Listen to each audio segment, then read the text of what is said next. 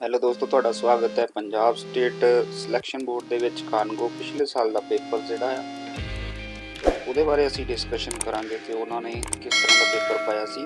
ਤੇ ਫਰੈਂਡਸ, ਮੈਂ UPSC, EPSC ਤੇ SSB ਤੇ ਹੋਰ ਵੀ ਬਹੁਤ ਸਾਰੀਆਂ ਮੁਕਾਬਲੇ ਦੀਆਂ ਪ੍ਰੀਖਿਆਵਾਂ ਲਈ ਤੁਹਾਡੇ ਨਾਲ ਰੂਬਰੂ ਹੁੰਦਾ ਰਹਿੰਦਾ ਹੈ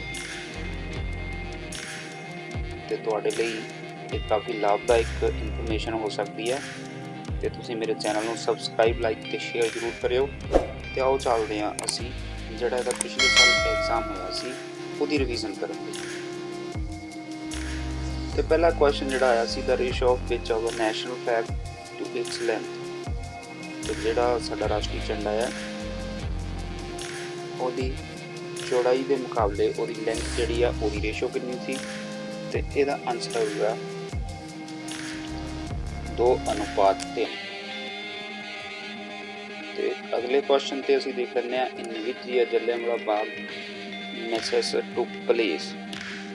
ਤਾਂ ਜਲਿਆਂਵਾਲਾ ਬਾਗ ਜਿਹੜਾ ਨਰਸੰਹਾਰ ਹੋਇਆ ਸੀ, ਕਤਲੇਆਮ ਹੋਇਆ ਸੀ, ਉਹ ਕਿਹੜੇ ਸਾਲ ਦੇ ਵਿੱਚ ਹੋਇਆ ਸੀ? ਉਹ ਹੋਇਆ ਸੀ 1919 ਦੇ ਵਿੱਚ। ਤੇ ਅਸੀਂ ਇਸ ਬਾਰੇ ਸਾਰੇ ਹੀ ਜਾਣਦੇ ਹਾਂ ਕਿ ਅੰਗਰੇਜ਼ੀ ਹਕੂਮਤ ਜਿਹੜੀ ਸੀ ਉਹਨਾਂ ਨੇ 1919 ਦੇ ਵਿੱਚ ਨਿਹੱਥੇ ਲੋਕਾਂ ਦੇ ਗੋਲੀਆਂ ਚਲਾ ਕੇ ਉਹਨਾਂ ਦਾ ਕਤਲੇਆਮ ਕੀਤਾ ਸੀ। ਆਓ ਇਹ ਦੇਖਦੇ ਹਾਂ। On which day ozone day is celebrated? ozone day ਜਿਹੜਾ ਆ ਉਹ ਕਦੋਂ ਸੈਲੀਬ੍ਰੇਟ ਕੀਤਾ ਜਾਂਦਾ ਆ? ਜੀ ਹਾਂ, ਸਤੰਬਰ 16 ਨੂੰ। ਅਗਲਾ ਕੁਐਸਚਨ ਤੇ ਅਸੀਂ ਜਾਣਦੇ ਹਾਂ, recently Kotak committee is in news. ਦਾ committee is related to, Kotak committee ਜਿਹੜੀ ਆ ਉਹ ਕਿਹਦੇ ਨਾਲ ਰਿਲੇਟਡ ਸੀਗੀ? ਬੈਂਕਿੰਗ ਦੇ ਨਾਲ, ਕਾਰਪੋਰੇਟ ਗਵਰਨੈਂਸ ਦੇ ਨਾਲ, ਗੁੱਡ ਗਵਰਨੈਂਸ ਦੇ ਨਾਲ, ਜਾਂ ਨਨ ਦੇ ਨਾਲ? ਤਾਂ ਆਪਸ਼ਨ ਬੀ ਇਹਦਾ ਕਾਰਪੋਰੇਟ ਗਵਰਨੈਂਸ।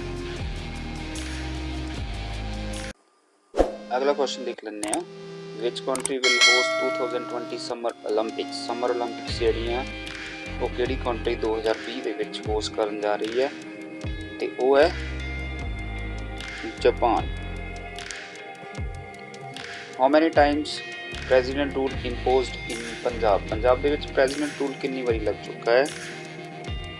ਤੇ ਪੰਜਾਬ ਦੇ ਵਿੱਚ ਜਿਹੜਾ ਪ੍ਰੈਜ਼ੀਡੈਂਟ ਰੂਲ ਹੈ ਕਾਫੀ ਵਾਰੀ ਲੱਗ ਚੁੱਕਾ ਹੈ। ਤੇ ਅਗਰ ਅਸੀਂ ਉਹਦੇ ਟੋਟਲ ਦੀ ਗੱਲ ਕਰੀਏ ਤਾਂ ਪੰਜਾਬ ਦੇ ਵਿੱਚ 8 ਵਾਰ ਪ੍ਰੈਜ਼ੀਡੈਂਟ ਰੂਲ ਜਿਹੜਾ ਆ ਉਹ ਇੰਪੋਜ਼ਡ ਹੋ ਚੁੱਕਿਆ ਹੈ।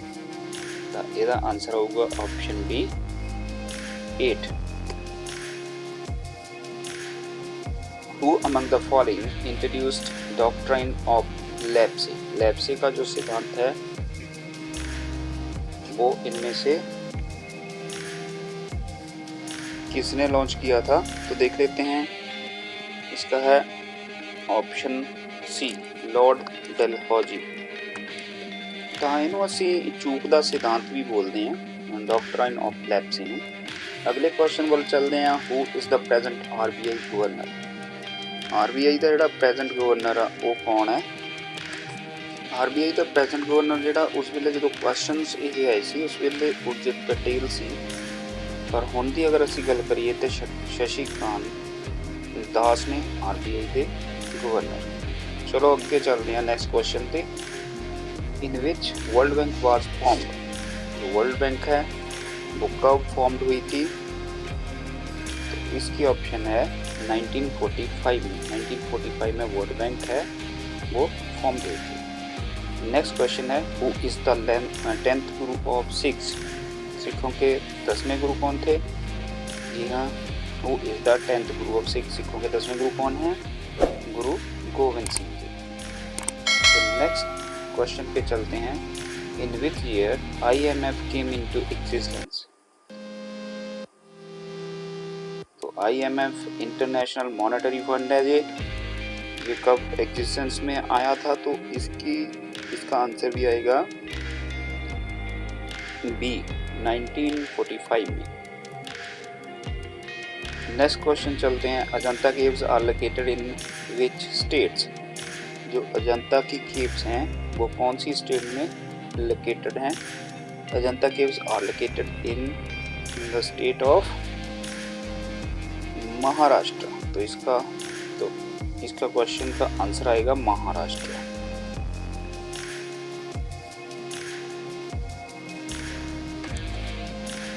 Recently, which city in India is designated as heritage city by UNESCO? तो ਇਹਦਾ आंसर आऊगा Ahmedabad. Designated city heritage UNESCO दी अहमदाबाद है। Tomb of Rabia Durani at Aurangabad was build by, तो जो टॉम्ब ऑफ रेबिया दुरानी है वो किसने औरंगाबाद में बिल्ड किया है, किसने औरंगाबाद विच बिल्ड किया है? तो ਉਹਦਾ ऑप्शन आ जाऊगा औरंगजेब, ऑप्शन डी। अगले क्वेश्चन पर चलते हैं। Who is known as the first Tirthankara Jains? जो जैन्स है वो कौन है फर्स्ट, ਉਹਦਾ भी देख लेने। तो यदि ऑप्शन आऊगी ऑप्शन डी ऋषवंथा। अगे बढ़ते हैं क्वेश्चन 16 वाल। Which of the following is the constitutional body?